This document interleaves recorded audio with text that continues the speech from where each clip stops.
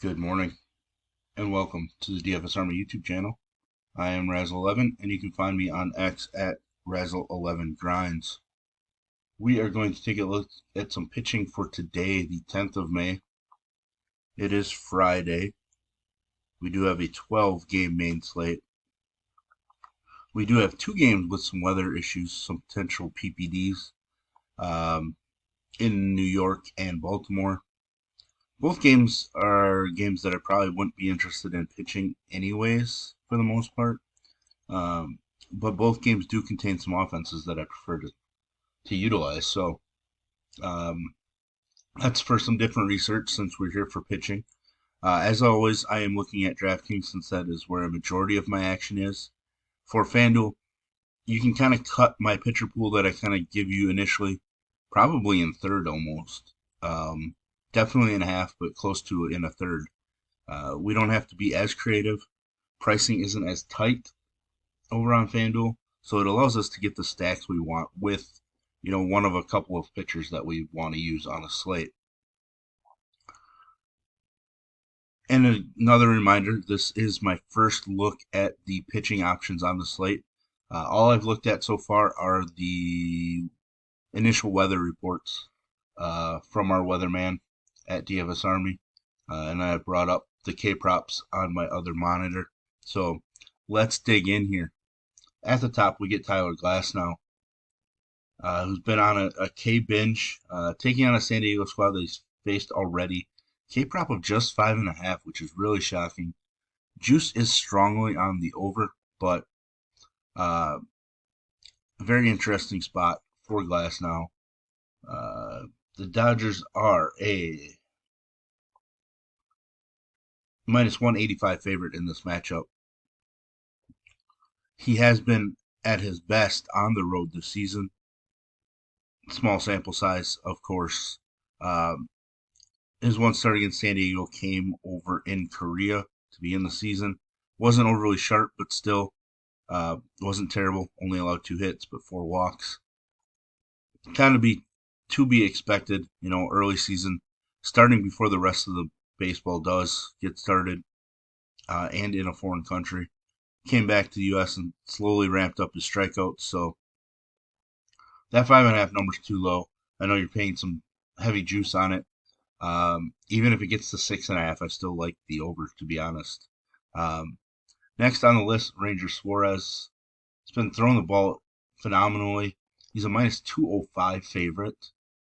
Not a big K guy overall, but his K prop is sitting at 5.5. Juice is on the under.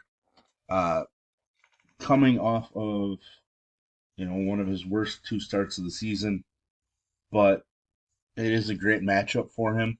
It's a great ballpark for pitching. He's been phenomenal. Very efficient with his innings as well. Does have a complete game shutout, another 8-inning performance.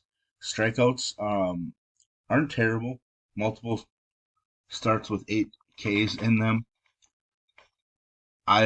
Those of you that have been reading my stuff for a few years know that I've been a big Ranger Suarez fan.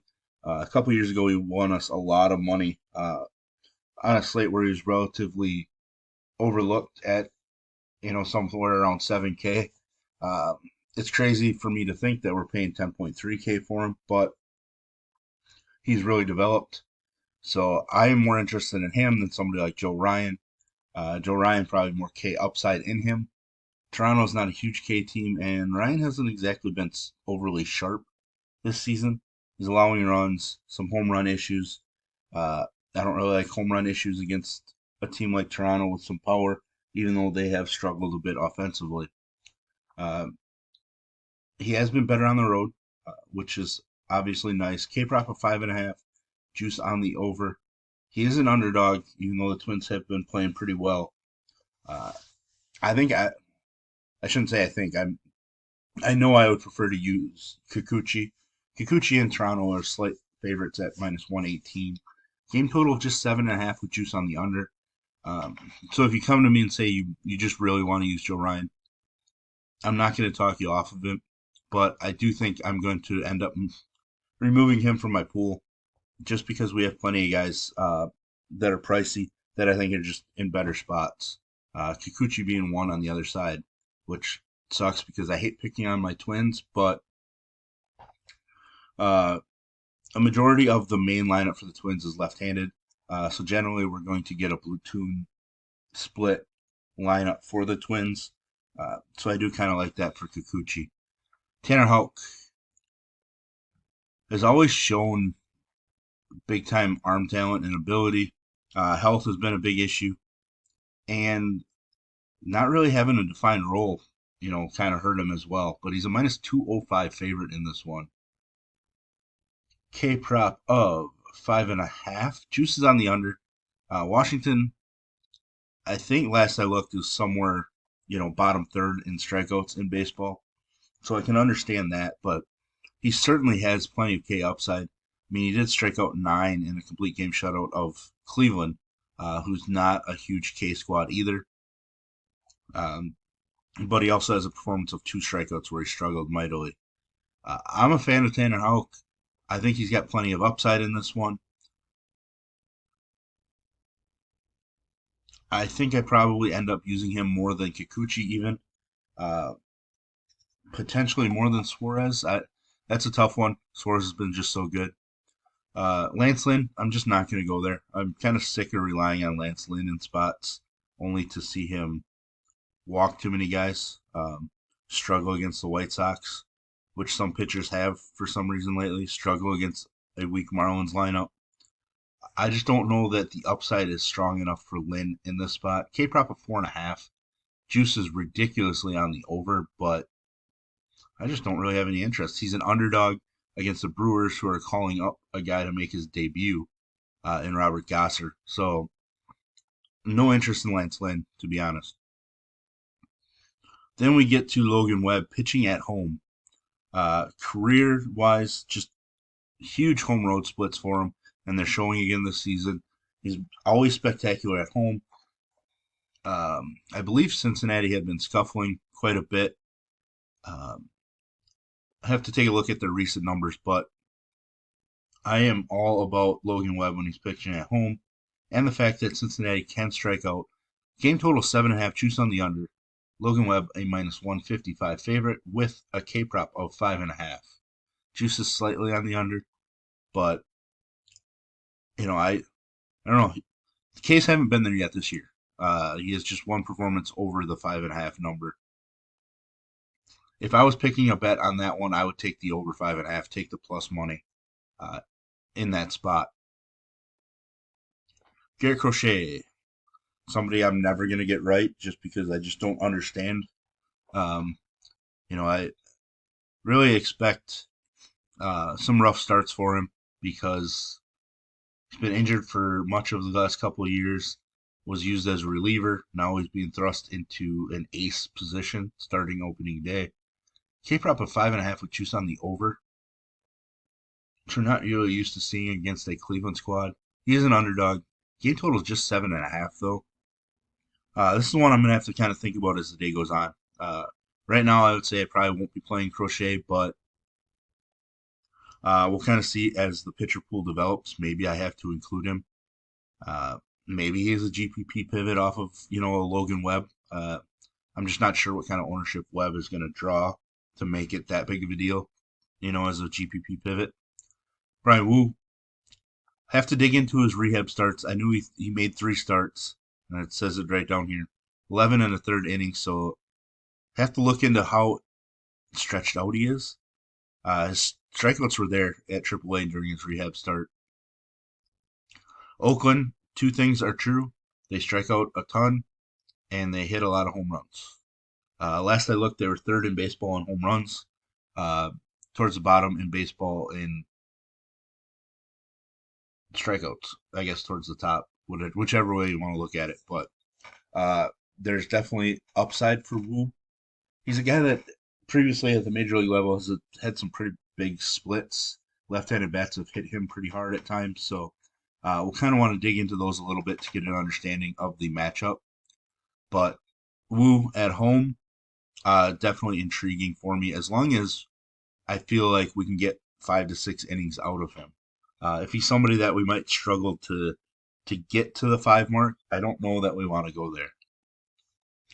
just because we're looking for strikeouts, and strikeouts generally do rack up pitch totals, uh, unless you're somebody like Jacob DeGrom, which we don't really have those guys. So, but Woo certainly intriguing to me. Charlie Morton taking on the Mets. We already talked about the weather issue. Um, I think Morton would be viable if everything is clear. I just don't think I want to go there because we have such a large slate. Unless we get that all clear, I think I can, pass on him and look elsewhere. I've certainly used Fott this year, not going to use him against Baltimore plus the weather. Paul Blackburn has had some pretty strong starts this year. He's had some not so great starts as well, where he can give up some home runs. But the Seattle squad is striking out at an alarming rate. Right now, they're on pace to shatter the MLB season record, which was just set last year by the Twins, which is almost matched by last year's Mariners squad. So uh, we have a Seattle squad that strikes out a ton. So I'm very interested. Seattle's the minus 155 favorite in this one, but Blackburn and Wu both have K props of 5.5. Both both are similar. Wu's juices on the over slightly, Blackburn's juices slightly on the under. But I think there's plenty of upside for Blackburn against a squad that is striking out way too much. Another guy I'm interested here, John Gray, traveling back to Colorado. Now you're probably going to wonder why I'm taking a road pitcher in Colorado. K prop of 6.5, juice on the under. But John Gray, towards the end of his Rockies career, was a better pitcher when pitching at home in Coors than he was on the road. He's a minus 185 favorite. The game total in this one is 9.5. Now you might be thinking, well, 9.5's pretty strong total. I don't know that I've seen a Coors Field game with a total under 10, to be honest. I'm sure there has been. I just don't remember them. So seeing one at 9.5 as a large favorite, I am intrigued by John Gray, and he's thrown the ball really well this year. So I am definitely interested. I will be overweight on John Gray. I can promise you that. I think there'll be some interest in Alec Marsh coming off of the IL. Um, I'm not sure I want to go there, but I can understand it. He's a minus 125 favorite in this one. K prop of 4.5, but juices strongly on the under. So not really somebody I'm all that interested in, especially when I can use John Gray at 7,200. Andrew Abbott is intriguing because it is a pitcher's park that he's going to. Home runs have been an issue for him, but again, huge pitcher's park. K numbers are kind of creeping up. The fact that he's left-handed can kind of neutralize a lot of the left-handed bats in the San Francisco lineup. K prop of 5.5. Juice is on the under.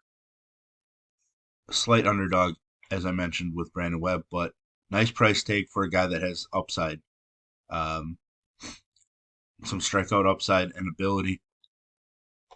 I don't really plan to go super heavy on him, but he's interesting enough. The only other guy down here I'm going to mention is Robert Gasser, the man expected to make his major league debut. Hasn't looked great in AAA this year, but is a pretty highly talked about left-handed pitching prospect with some K upside. And left-handed pitchers against St. Louis intrigue me because there's a lot of left-handed bats on that roster. So he's going to get to face a couple of them, even if they go platoon heavy-ish. Plus, without Wilson Contreras, that weakens line up even more. Goldschmidt has kind of been slumping. I don't think he's hurt. I think they just gave him a couple days off. I think he's 0 for his last 20 or so. He's just struggling with a lot of strikeouts. So it's a good time for Gasser to make his debut. But there we have it. There's the first look at pitching. If you enjoy what I bring to you, please hit the like button, hit the subscribe button, turn the notification bell on, get the alert anytime we drop videos here at DFS Army. If you want to get access to our tools, coaches, sheets, Discord, etc., I'll put links in the description below. You can use promo code RAZ, that's R-A-Z, for 10% off monthly. And as always, best of luck, everybody.